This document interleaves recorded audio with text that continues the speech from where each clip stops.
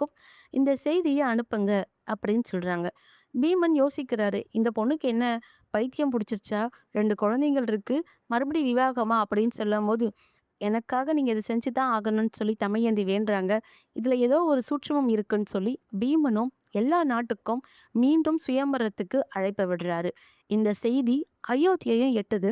அங்க ரிதுபானனோட தேரோட்டியா நலன் மகாராஜா இருக்காரு.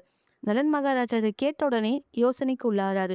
இது எப்படி சாத்தியம்? தமயந்தி கண்டிப்பா இப்படி செய்யக்கூடியவள் இல்லையே அப்படின்னு யோசிக்கிறாரு.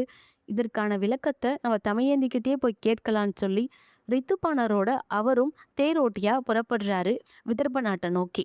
இதுதான் தமயந்தியோட திட்டம். எப்படியாவது மறைஞ்சிருக்கிற நலனை கண் முன்னாடி கொண்டு வரணும் அப்படின்றதுக்காக தான் இந்த திருமண ஏற்பாட்டையே பண்ணியிருப்பாங்க தமயந்தி. அவங்களோட திட்டத்துப்படி நலன் மகாராஜாவும் தமயந்தியை நோக்கி புறப்படுறாரு. இதற்கு இடையில சனி